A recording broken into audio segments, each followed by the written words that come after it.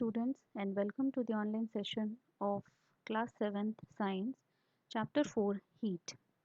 In the last session, we have covered the topics temperature, thermometers, clinical and laboratory thermometers, and how to read the thermometers and precautions while reading the thermometers.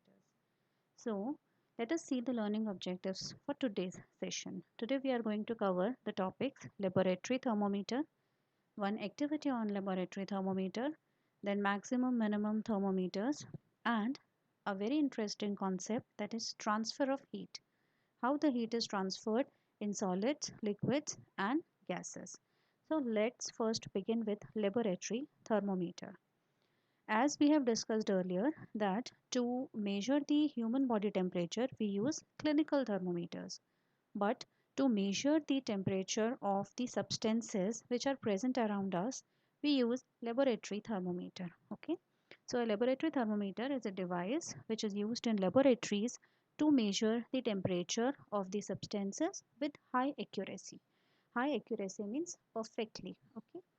And the range of the laboratory thermometer is means it can measure the temperature from minus 10 degrees Celsius to 110 degree Celsius. It is degree Celsius, not Fahrenheit. Okay.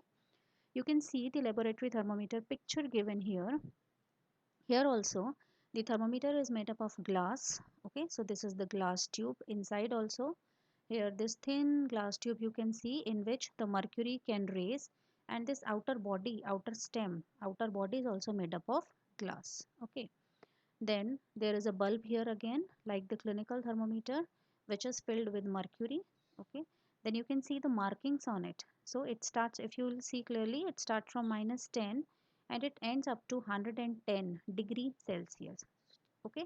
So this is the lower limit, lower point, and this one is the upper fixed point. Then there is a hook also, means it can be hanged also with the wall, so it has a hook. Then this is the stem, and this is the thin bore, a thin point here given, okay, where the capillary tube or the thin narrow tube stops. Okay, so this is the picture of the laboratory thermometer. Fine. Now we have to do one activity, how to measure the temperature of water. So what is the activity? That we have to take the tap water in the beaker, then dip the thermometer in water so that the bulb is immersed in water. Means the bulb of the thermometer should dip in the water, because we are measuring the temperature of water. But the bulb should not touch the bottom of the container, otherwise the bulb may damage. Okay. So we have to immerse the bulb in water, but the bulb should not touch the bottom. Okay. Then you will find out, if you will observe it carefully, the mercury will start raising up, and where the mark where the mercury will stop, that will be the final reading. And then we can take out the thermometer. I mean, we cannot take out the thermometer. We have to take the reading while the thermometer is in the water.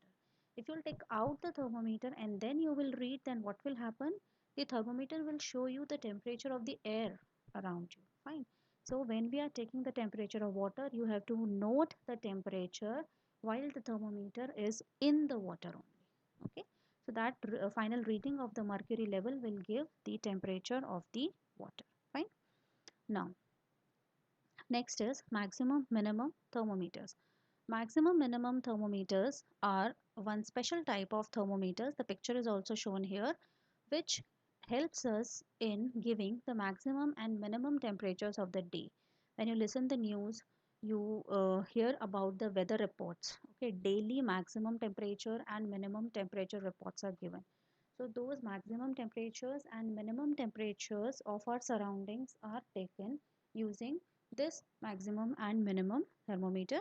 And this thermometer looks like this. So you can see here there are two scales, one is maximum and one is minimum one. Okay. So this is maximum minimum thermometer. Now what are the precautions while using laboratory thermometers? So first precaution is, this should always be kept upright, not tilted. Okay. Thermometer should be always kept upright. Upright means straight like this. It should not be tilted, otherwise mercury will flow in the narrow tube. Okay. Then the bulb of the thermometer should not be touched. to the surface of the container. This we have already discussed while studying the activity, that the bulb should be immersed in the substance, but it not should not touch the bottom, otherwise the bulb can damage. So these two precautions have to be taken care of. Now, next is transfer of heat. How the heat is transferred from one substance to another. Now, before that, we have to understand that there are some substances which allow the heat to pass through them, and there are some substances which do not allow the heat to pass through them. Okay, so what these substances are called? Fine. So substances which allow the heat to pass through them, they are called conductors, as they can conduct the heat. And examples, you can take the solids, you can take metals. Okay, metals, copper, gold, silver, they all are metals, and they conduct the heat.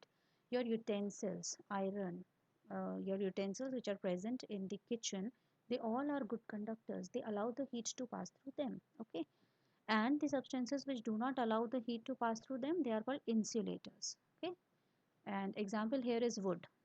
Okay, and plastic also, you can say it is the insulator. Now, there are three methods of heat transfer. Means heat can be transferred from one place to another by three methods. One is conduction, second is convection, and third one is radiation. Conduction occurs in solids, convection occurs in liquids, and radiation occurs in air as a medium or without any medium. This method can be used.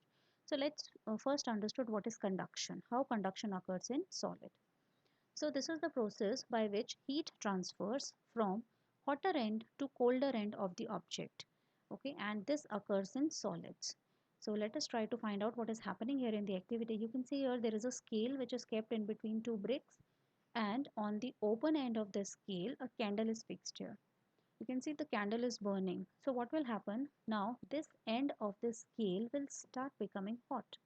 Okay, means the molecules, the particles which are present at this end will gain the energy, they will become hot. So what these molecules will do, they will pass on the energy to the next molecule, then the next molecule will also become hot. After some time, what will happen? As soon as you have lighted the candle, this part will start becoming hot. Then later on, after some time, the part near to this will also become hot. Then after some more time, another half of the scale will become hot. And after some more time, this whole scale will become hot. That means what is happening here?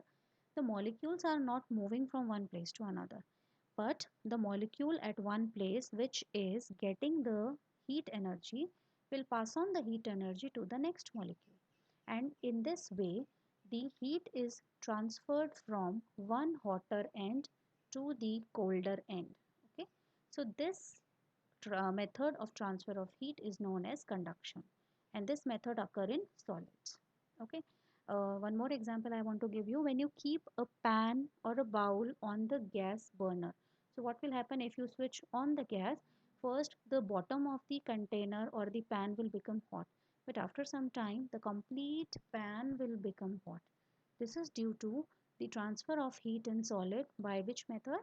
Yes, by conduction method. Okay, in which the heat gets transferred from one hot part to the other colder part. Okay, now see this second picture which is shown here. Here one this hot water is taken, and if you keep the pen, your pencil, your scale in this hot water, what will happen?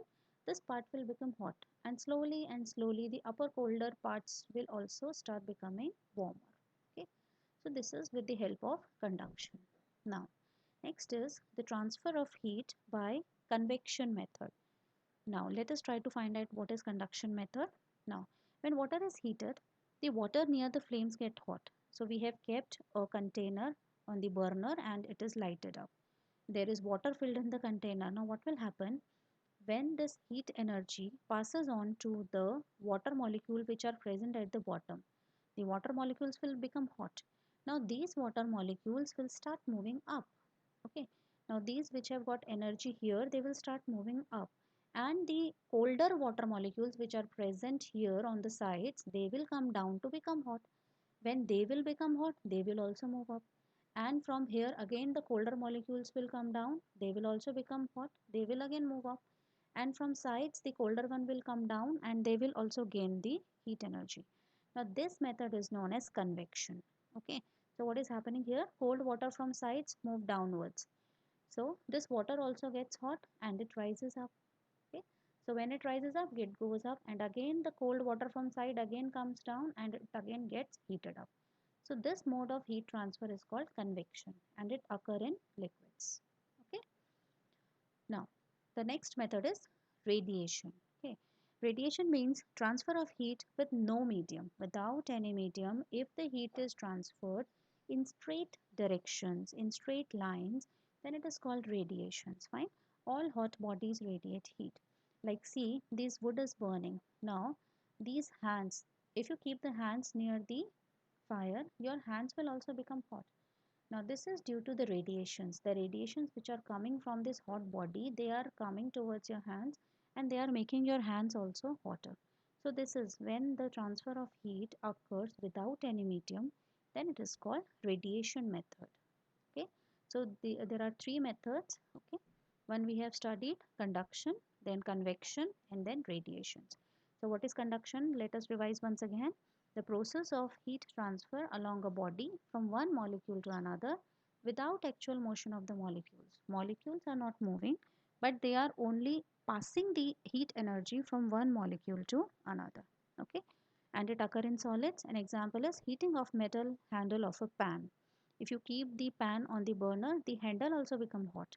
The handle is not receiving directly the fire, but it will also become hot.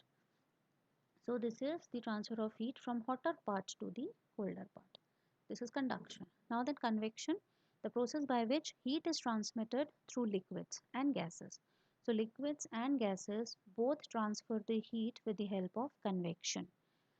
Okay, in this method, the molecules actually move. The particles which become hot will move up and the colder particles will come down to get the heat energy. Okay, example you can give here, heating of water in a pan. And the third one is radiation. In radiation, the heat is transferred without any medium.